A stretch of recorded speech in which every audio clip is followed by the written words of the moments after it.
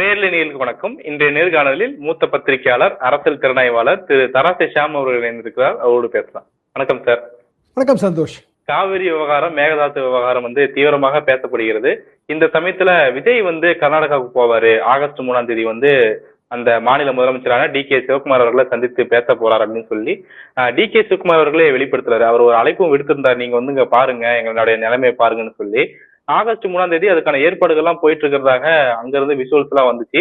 அனைத்து கூட்டத்தையும் டி.கே. சிவகுமார் அவர்கள் ஞாயிற்றுக்கிழமை கூட்ட போறாரு அப்படிங்கிற விஷயம். அப்போ இது தீவிரமாக முன்னெடுத்து செல்லப்படுகிறது அப்படின்னு பார்த்துட்டு இருக்கும்போது, அவர் போவாரா போகலையா அப்படிங்கிற டவுட்டை இன்னைக்கு அமைச்சர் சி.டி.ஆர். நிர்மல்குமார் அவர்களும் வெளிப்படுத்திருக்கிறாரு. 19 கேள்வி கேட்கும் போது இந்த விவகாரம் குறித்து முதலமைச்சர் விரைவாக முடிவெடுப்பார் அப்படின்னு சொல்லி மேலோட்டமாக 19 சொல்றத பார்க்க முடியுது. இந்த விவகாரத்தை எப்படி சார் பாக்குறீங்க? நீண்ட நாள் நீர்த்தாவா காவிரி நீர் பங்கீடு குறித்து நமக்கு சுப்ரீம் கோர்ட் தீர்ப்பு இருக்கு. அந்த தீர்ப்பு எப்போதுமே எக்ஸாஸ்டிவா இருக்காதுங்க. சுப்ரீம் கோர்ட் தீர்ப்போ இல்ல நீதிமன்றங்களின் தீர்ப்போ அதுக்கு பேரே என்னன்னா இல்லஸ்ட்ரேட்டிவ்னு பேரு. அதாவது ஒரு குறிப்பிட்ட விஷயங்களை மட்டும் தான் சொல்லுவாங்க. பிராடான கான்செப்ட் இருக்கும். மேகதாது அணை கட்டலாமா வேண்டாமான்னு சுப்ரீம் கோர்ட் சொல்லிச்சா, இல்ல இன்னொரு ராசி மணல் அணை கட்டணுமா வேண்டாமான்னு சொல்லிச்சா? அப்படி கிடையாதுங்க. ஒட்டுமொத்தமாக காவிரி படுகையை பல விதமாக பிரித்து பல்வேறு மாநிலங்களாக பிரித்து யார் யாருக்கு எவ்வளவு தண்ணி, எவ்வளவு நிலத்தடி நீர் கிடைக்கும், இப்படியான ஒரு கணக்கு. அப்போ மேகதாதுன்னு நம்ம சொல்றோம்.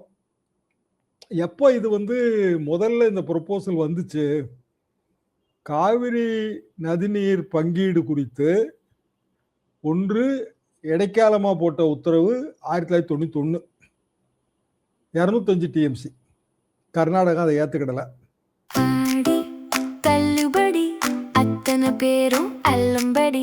6 முதல் 60% வரை ஆடி தள்ளுபடியுடன் super Saravana stores, Chennai, Madurai, Kovai. Local law propose பண்ணி சுப்ரீம் கோர்ட் தீர்ப்புக்கு எதிராக அவங்க ஒரு சட்டம் கொண்டு வந்தாங்க 91. அப்புறம் அது சுப்ரீம் கோர்ட்டுக்கு போய் பெரிய சண்டையாச்சுங்க. ஜெயலலிதா ஆட்சி. ஜெயலலிதாமா 91 எண்டில் ஜூலை நினைக்கிறேன் ஒரு அனைத்து தரப்பு கூட்டம் கூட்டினாங்க. எல்லா கட்சிகள், நானும் அதில் அட்டன் பண்ணியிருக்கேங்க. காவிரி படுகை விவசாயிகள் சங்கம் எல்லாருமா கூட்டி பெரிய மாபெரும் கூட்டங்க அது. அதில் டிஸ்கஸ் பண்ணிட்டு அப்போ மழை பெஞ்சிருச்சு. ஆனா இடைக்கால தீர்ப்பை நீங்க உறுதிப்படுத்தணும், அதுதான் டிமாண்ட். மழை இருக்குது, தண்ணி இருக்கு. கர்நாடகா அதுல எஸ்கேப் ஆச்சுங்க. 205 டிஎம்சி எஸ்கேப் ஆன பிறகு 93 இப்படி பல காலகட்டம் வரும்போது 93 ஜெயலலிதா அதை ஃபோர்ஸ் பண்ணி உண்ணாவிரதம் இருந்தாங்க. அப்ப சென்னாரெட்டி கவர்னர், சுக்லா நீர்ப்பாசனத்துறை அமைச்சர். அதுக்கு பிறகு ஒரு மாதிரியான ஒரு பேச்சப் சமாதானம் தான். அதாவது எந்த காலகட்டத்திலையும் கர்நாடகத்துல எந்த கட்சி ஆட்சியில் இருந்தாலும் நம்மளுக்கான காவிரி நீர் உரிமையை அவங்க ஒத்துக்க மாட்டாங்க. இதாங்க அடிப்படை கோடு. என்னன்னா அவங்க நீங்க மடிகேரி பகுதிக்கு போனீங்கன்னா, கொடகு பகுதி, காவிரி உற்பத்தியான பகுதிக்கு போனீங்கன்னா, ஈவினிங் 6 மணிக்கு மியூசிக்கல் ஃபவுண்டன் இருக்குங்க. அங்க என்ன மியூசிக் போடுவாங்கன்னா, காவிரி எங்கள் தாய், காவிரி எங்கள் உரிமை, நாங்க யாருக்காகவும் விட்டு கொடுக்க மாட்டோங்கிறதா முதல் பாட்டே. நீங்க அதை பார்த்தீங்கன்னா உங்களுக்கு ரத்தம் கொதிக்கும். என்னன்னா இதோட சிக்கல், கொடகு மொழிவாரி மாநில பிரிப்பு வரும்போது தமிழ்நாட்டோட இணைய விரும்புச்சுங்க காமராஜர் ஆட்சி காலம். அதாவது காவிரி நீர் உற்பத்தி ஆகிற பகுதி கர்நாடகத்தோட சேர விரும்பல. நீ பழைய வரலாறு எடுத்து படிச்சு பாருங்க. நம்மளோட சேரணும்னு ஆசைப்பட்டாங்க. நம்ம ஆளுங்க சேர்த்திருக்கலாம், இல்ல அது ரொம்ப தள்ளி இருக்குங்க, அட்மினிஸ்ட்ரேஷன் எப்படி பாசிபிள் அப்படி இப்படின்னு ரொம்ப பெரும்போக்கா சொல்லி கோட்டை விட்டோம். இது வரலாறு. இதை நம்ம துரோகம் அப்படியெல்லாம் சொல்ல முடியாதுங்க. ஆனா அந்த காலத்துல அப்படியான திங்கிங் இருந்துச்சு. தள்ளிலாம் இருக்காது. அப்ப எப்படி தமிழ்நாட்டுல இருந்து நிர்வாகம் பண்ண முடியும்? அதாவது அப்ப மெட்ராஸ் ஸ்டேட் அப்படி இப்படின்னு சொல்லி அப்படி அதுக்கு வேற வழியே இல்லாம அவங்க மனசே இல்லாம கர்நாடகாவோட போனவங்க. இதான் கொடகு பூமியோட கதை. இப்போ அங்க உற்பத்தி ஆகுதுங்கிற ஒரே ரீசன் தான், உற்பத்தி ஆகிற இடத்துல காவிரி பாசனப்படுதானா? பாசனப்படல. கொடகுல எங்க என்ன பாசனம் இருக்கு? காவிரி பாசனம் ஒண்ணும் கிடையாதுங்க. இப்படி ஒரு விசித்திரமான ஒரு விஷயம். கர்நாடகா அதை அரசியல் படுத்திருச்சு, நம்மளும் அரசியல் படுத்திட்டோம், இல்லைன்னு சொல்லக்கூடாது. அப்ப 2 மாநிலமும் வெவ்வேறு ஸ்டாண்டு. நம்ம காவிரி நம்மகிட்ட நிறைய பாயுதுங்க, காலகாலமா நம்ம காவிரி நீரை என்ஜாய் பண்றோம், கரிகார் பிரிவுலத்தை கட்டின கல்லணையை பாருங்கன்னு நம்ம வரலாறு சொல்லுவோம். அவங்க என்ன சொல்லுவாங்கன்னா, மொழிவாரி மாநில பிரிப்புக்கு பிறகு வந்து எல்லாமே மாறிடுச்சு. அந்த காலத்துல நீங்க மைசூர் ஸ்டேட்டோட ஒப்பந்தம் போட்டீங்க. அது 74 காலாவதி ஆன பிறகு அதுக்குள்ள நாங்க வந்து தனி ஸ்டேட் ஆயிட்டோம். 74 பிறகு எந்த ஒப்பந்தமும் கிடையாது. ஸோ எல்லாமே புதுசு. எல்லாம் முதல்ல இருந்து புத்தகத்தை படிங்கம்பாங்க அவங்க. நாங்க ஏற்கனவே படிச்ச புஸ்தகம் தான், அதுல இருந்தா படிக்க முடியும் நம்ம சொல்லுவோம். இதாங்க உண்மையை நடந்துட்டு இருக்கு. இப்ப நான் வந்து காவிரி டெல்டாக்காரன், விவசாய சங்கங்கள் 2 சங்கத்துல தான் உறுப்பினர். எங்க சங்கங்கள் நிலைப்பாடு இதுதான். அப்போ இந்த தாவாவை நம்ம கொண்டு போய் கடைசியில் இது வேற வழியே இல்லைன்னு தான் சுப்ரீம் கோர்ட்டுக்கு போனோம். சுப்ரீம் கோர்ட்டே அந்த 205 டிஎம்சி ஆரம்பத்தில் சொன்னோம் பார்த்தீங்களா, அதை குறைச்சிருச்சு. இப்போ 180 கூட வரது இல்லைங்கிறதா உண்மையான நிலைமை. 180 சொச்சோன்னு வச்சுங்களேன். நிலத்தடி நீர் அவங்க ஒரு கணக்கு வச்சிருக்காங்க. இப்போ நீங்க எங்க பகுதிக்கு வந்தீங்கன்னா, நிலத்தடி நீர் அப்படியே அதிராம்பட்டினத்துலேருந்து கடல் ஊடுருவுதுங்க. நீங்க சொல்ற நிலத்தடி நீர் எங்களுக்கு இல்லைங்கிறதா உண்மை. காவிரி டெல்டா 2 பகுதிங்க. ஓல்டு டெல்டா, நாங்கெல்லாம் ஓல்டு டெல்டா. அது கடமடை வரைக்கும் ஒரு பகுதி வரும். அப்புறம் நம்ம திருவாரூர், நாகப்பட்டினம் அதெல்லாம் ஒரு பகுதி. பூம்புகார் இதெல்லாம் வேற ஒரு பகுதி. கடல் வந்து ஊடுருவிட்டே வரும். தண்ணி நீங்க எப்போ உங்களுக்கு வறட்சி வருதோ, ஆத்துல தண்ணி ஓட்டம் இல்லை அப்படின்னாலே கடல் வந்து உள்ள வந்துருங்க. பூமிக்கு அடியில உள்ள வந்துடும். இப்போ வந்துருச்சு. ஃபுல்லா வந்து ஆத்துல நாளைக்கு 1,00,000 கியூசெக் ஓடினா தான் இந்த கடல் தண்ணி பேக் அடிக்கும். இதாங்க டெல்டாவோட இயல்பான நிலைங்க. இதை நம்ம புரிஞ்சுக்கிடணும். அப்போ ஒரு 3 மாசம் 4 மாசம் நீங்க ஆத்த காய விட்டீங்கன்னாலே கதை முடிஞ்சுது. தண்ணி வந்துடும், கடல் தண்ணி உள்ள வந்துடும், உப்பாயிரும்.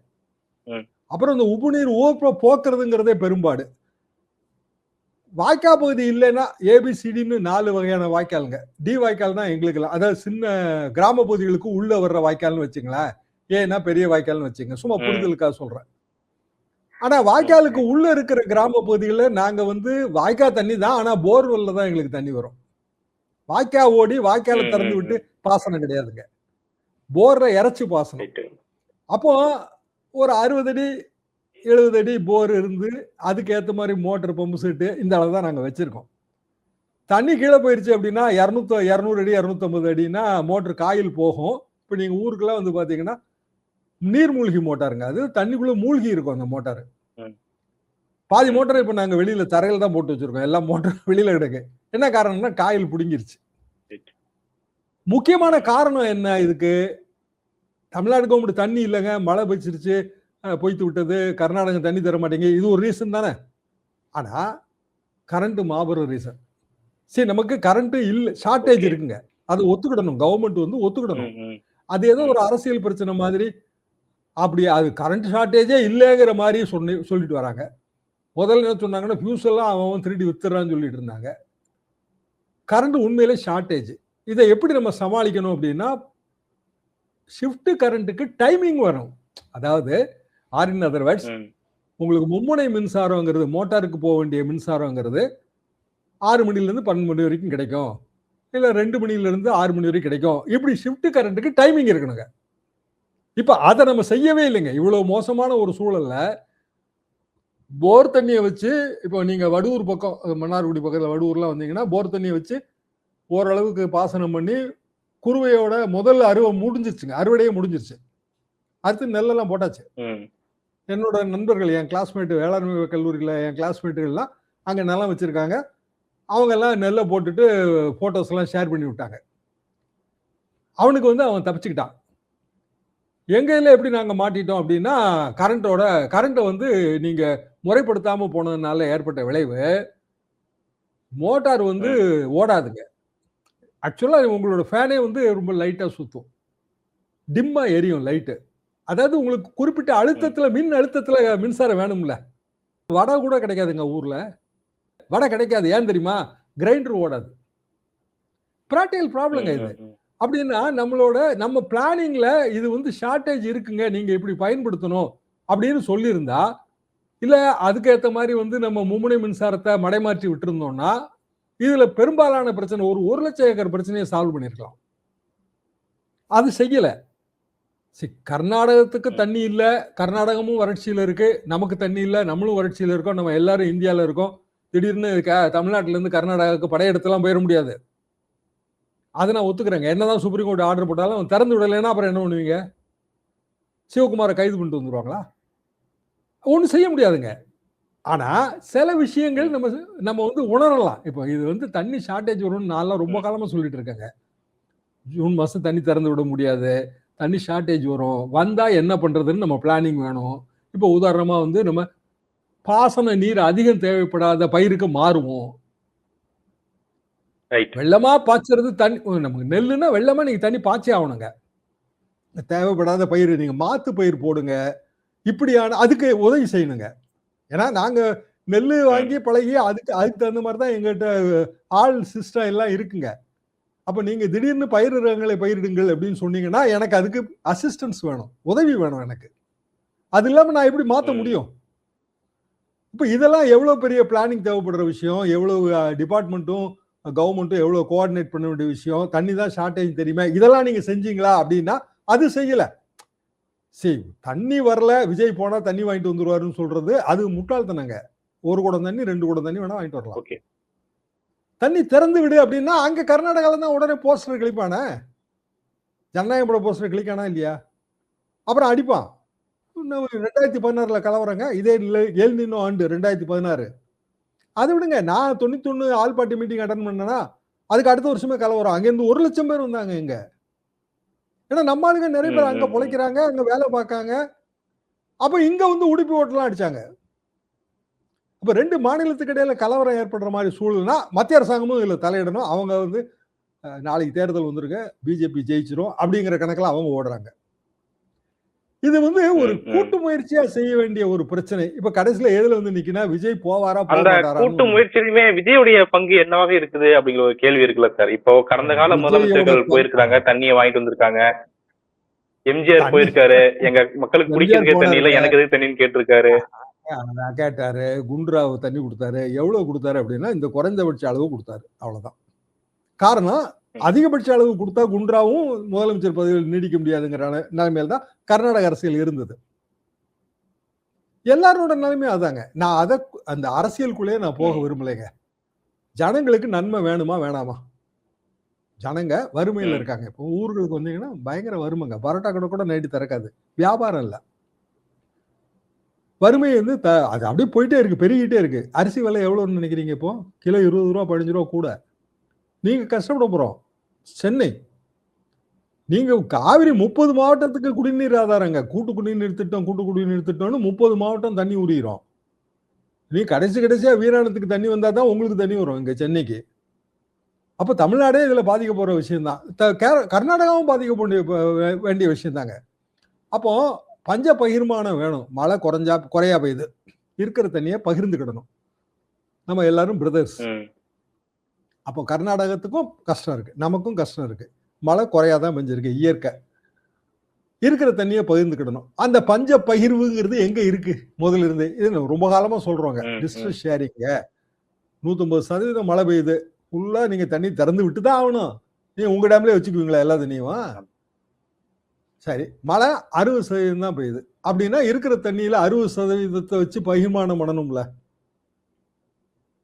பஞ்ச பகிர்வு எங்க இருக்கு நம்ம கிட்ட? பஞ்ச பகிர்மானம் எல்லாத்தையும் ஒருங்கிணைக்க வேண்டியது என்ன?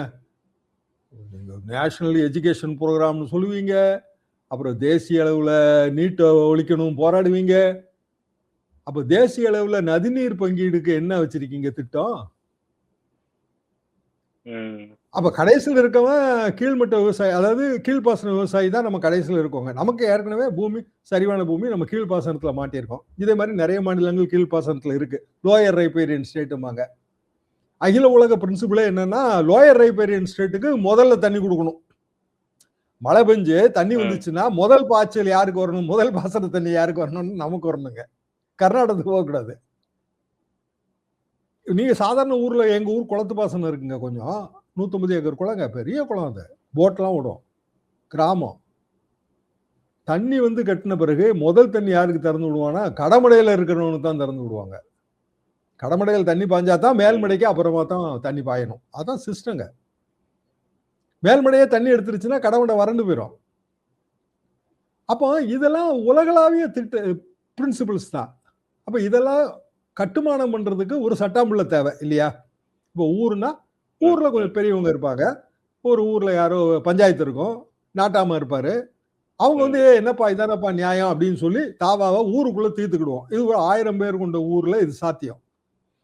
பல கோடி பேர் வசிக்கிற 2 மாநிலத்திலையும் எது எப்போ சாத்தியப்படும்? அப்ப சட்டம் பிள்ளைங்கிறவர் சுப்ரீம் கோர்ட்டா இருக்கணும். சுப்ரீம் கோர்ட்டா இருந்தாலும் நான் கடைப்பிடிக்க மாட்டேன்னு சொன்னா ஒன்றும் செய்ய முடியாது. டெல்லியா இருக்கணும். அப்பவும் நான் வந்து அதுக்கு கட்டுப்பட மாட்டேன்னு கர்நாடகம் சொல்லுச்சுன்னா அப்பவும் ஒன்றும் செய்ய முடியாது. ஏன்னா கர்நாடகத்திலையும் நாம நாளைக்கு ஆட்சிக்கு வரணும்னு ஒரு இடம் துடிச்சிட்டு இருக்கு. இது போக விவசாயிகள் சங்கமே போய் பேசி பார்த்தோம். எங்க சங்கமும் போச்சுங்க. கர்நாடக விவசாயிகள் சங்கத்தோட பேச்சுவார்த்தை நடத்தணும். அப்பவும் இதுக்கு விடிவு வரல. கடைசியில வந்து விஜய் போவாரா மாட்டாரான்னு பேசிட்டு இருக்கும் பாருங்க. இத மாதிரி ஒரு என்ன சொல்ல ஒரு பைத்தியக்காரத்தனை எதுவுமே கிடையாதுங்க. இவர் 14 பேரை கூட்டிட்டு போறதா சொன்னாங்க. 14 பேர் தனி பிளைட்டு. காலையில போவாரு. போயிட்டு அங்க அவர் பேசுவாரு. நேரா பெங்களூர் போவாரு. அப்புறம் எல்லாரும் ஹெலிகாப்டர்ல ஏறி போவாங்க. அப்புறம் வறட்சி பாதித்த பகுதிகளை மேல இருந்து பார்ப்பாரு. மேகதாத்துவை சுத்தி காட்டுவோன்றாரு. அது ஆபத்து. என்னன்னா மேகதாட்டு இஷ்யூ காவிரி நீர் பங்கீடோட சேர்ந்தது கிடையாது.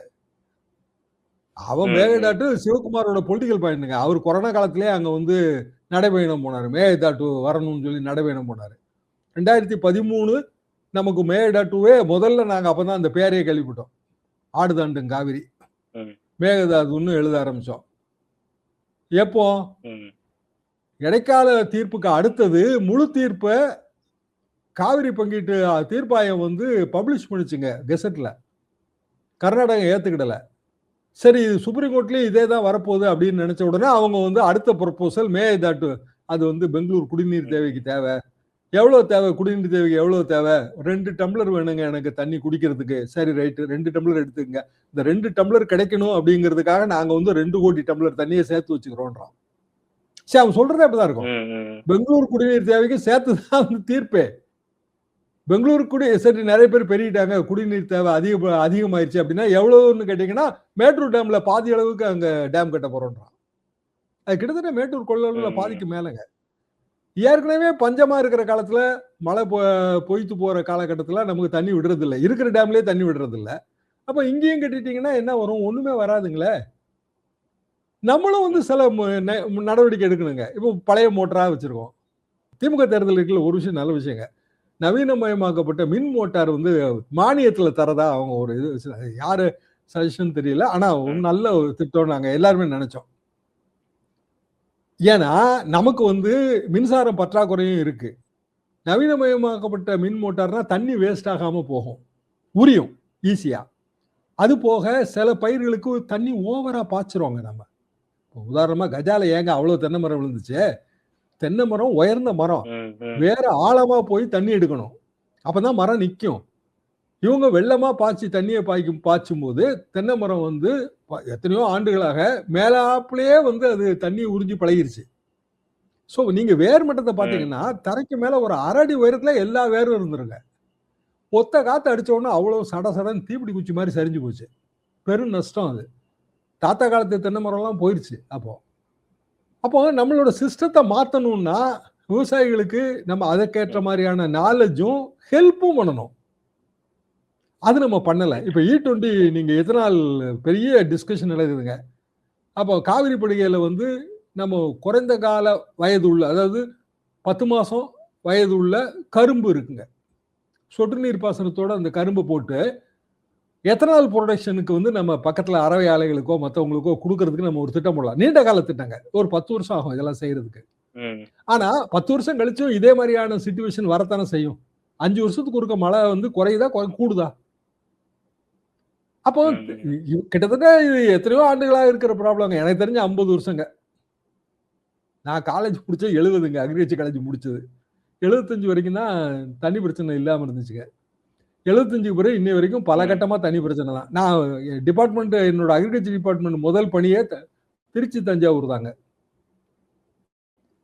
ஒண்ணுமே இல்லை. நான் பத்திரிகையாளன் ஆகி முதல் மீட்டிங் அட்டன் பண்ணது 91 இருந்து இன்னைய தேதிக்கு 35 வருஷம் ஆச்சு. ஒரே மேட்டர் தாங்க பேசிட்டு இருக்கோம். 35 வருஷத்துக்கு முந்தி நான் என்ன பேசணும்னோ அதை இப்போ வந்து நவீனமான யூடியூப் சேனல்ல பேசுறேன், அவ்வளவுதான். விவசாயிக்கு என்ன நன்மை இதுல கிடைக்குது? நீங்க பல்வேறு பல்வேறு தீர்வுகளை, நவீனமயமான தீர்வுகளை நீங்க முன்வைக்கிறீங்க. அதை பத்தின ஒரு டிஸ்கஷன் நடக்குதா அப்படிங்கிற கேள்வியும் கேட்கறீங்க. இப்போ விஜய் அவர்கள் இந்த மேகதாது விஷயமாகட்டும் இல்ல நதிநீர் பங்கீடாகட்டும், இதுல வந்து ஒருமித்த ஒரு கருத்தை வந்து உருவாக்குறதுக்காக ஒரு கூட்டு முயற்சியா செயல்படுறாரா அப்படிங்கிற ஒரு கேள்வி இருக்கு. விவசாய சங்கங்களை அழைச்சி பேசுறது, அதிகாரிகளை அழைச்சி பேசுறது, அனைத்து கட்சி கூட்டங்களை கூட்டுறது அப்படின்னு சொல்லி இந்த விஷயத்துல அவர் லேக் ஆகுறாரு அப்படிங்கிற விஷயத்த பார்க்க முடியுது. பலரும் சுட்டியும் காட்டுறாங்க. அப்போ இந்த பிரச்சனையை தீர்க்கிறதுக்காக அவர் என்ன நடவடிக்கை முதல் கட்டமா எடுக்க வேண்டும் அப்படின்னு பார்க்கலாம். அவர் எந்த பிரச்சனையும் தீர்க்கிறதுக்கு எந்த நடவடிக்கை எடுக்கலைங்க முதலமைச்சர். அதான் இதோட சிக்கலே. அவர் யார்கிட்ட பேசுறாரு நீங்க நினைக்கிறீங்க? சரி, டெல்டாவை சேர்ந்தவர் கலைஞர், ரைட்டுங்களா? இந்த பிரச்சனையை வந்து அவரோட சின்ன வயசுல இருந்து அவருக்கு தெரிஞ்சிருக்கும். டெல்டா பத்தி நம்ம ஏதாவது கட்டுரைகள் எழுதணும்னா அந்த காலத்துல அவருக்கு தெரியாத தகவலா இருந்துச்சுன்னா போன் அடிச்சிருவாருங்க. என்ன நீ எழுதியிருந்த நான் படிச்சேன், சும்மா அடிச்சு விட்டுட்டியா அப்படியே கேட்டிருக்காரு என்கிட்ட. எப்படி நான் அடிச்சு விட முடியும் அப்படின்னா, சரி என்ன ஆதாரம் இருக்கு, நான் இவரை அனுப்புறேன், நீ உடனே கொடுத்து விடு அப்படின்னு வாங்கிடுவாரு. உடனே நான் சீரோக்ஸ் எடுத்து வச்சுக்கிட்டு நமக்கு சீரோக்ஸ் காப்பி வச்சுட்டு அவருக்கு ஒரிஜினல் கொடுப்பேன். ஏன்னா சீரோக்ஸ் கொடுத்தா கூட அவர் யோசிப்பாரு. அதாவதுங்க, முதலமைச்சர் என்பவர் பிரச்சனைகள் வரும்போது பலதரப்பையும் அணுகக்கூடிய நிலைமையில இருக்கணும். அவரு விஜய் யார் அணுகி என்ன பேசியிருக்காரு சொல்லுங்க. சரி, அவருக்கு இது வரைக்கும் இது தெரியறதுக்கான வாய்ப்பு என்ன? அவர் வந்து சினிமா கேரியர்ல இருந்து ஒரு கரியர்ல இருந்து ஒரு ஸ்டாரா இருந்திருக்காரு. இப்பதான் நிர்வாகத்துக்குள்ளே வந்திருக்காரு. தமிழ்நாட்டு பிரச்சனைகள் எல்லாம் அவருக்கு அத்துப்படியா தெரிஞ்சிருமா? என்னங்க என்ன மாதிரியான சிந்தனைன்னு எனக்கு தெரியல. ஒரு முதலமைச்சருங்கிறவர் அணுகக்கூடியவரா இருக்கணும். அவர் இது வரைக்கும் பிரஸ்ஸே பார்த்தது கிடையாது. இது வரைக்கும் வல்லுநர்கள் கூட்டம் போட்டதே கிடையாது. ஒரு பிரச்சனைன்னு வந்தா துறை வல்லுநர்களை கலந்து ஆலோசிச்சதும் கிடையாது. 2-3 அமைச்சர்கள் அவர் சார்பா பேசிட்டே இருக்காங்க. அவங்களுக்கும் லிமிடெட் நாலேஜ் தான். ஏன்னா அவங்களும் இப்பதான் அமைச்சராயிருக்காங்க. அப்போ இதுல வந்து தமிழ்நாடு, அதே நேரத்துல சிவகுமார பாருங்க, அவரு ஆரம்பத்துல இருந்து பொலிட்டிஷியனா வராரு. இந்த பிரச்சனையோட ஆளாகலாம் அவருக்கு தெரியும். அவரே மேகடாட்டு இஷ்யூக்கு அவர் மாநில நன்மைக்கு தாங்க அவர் அரசியல் பண்ண முடியும். ஆனா அரசியல் தெளிவா பண்றாருல்ல. உடனே ஒரு அனைத்து கட்சி கூட்டம் போடுறாரு. ஞாயிற்றுக்கிழமை கூட்டம். விஜய் திங்கட்கிழமை போறாரோ போகலையோ, சிவகுமார் ஞாயிற்றுக்கிழமை கூட்டம் போட்டுருவாரு. இங்க கூட்டம் போடுங்கன்னு சொன்னோம்னா விஜய் ஏதோ அவரு ஒரு பெரிய ஆண்டவர் ஸ்டேஜில் இருக்கிற மாதிரி நினைக்கிறாரு. அவர் ஆள வந்தாரா தான் தன்னை கருதிக்கிறாரு. நம்ம யாரையும் கூட்டம் போட்டுலாம் பேச வேண்டியதே கிடையாதுங்க. மிக்க நன்றி சார்.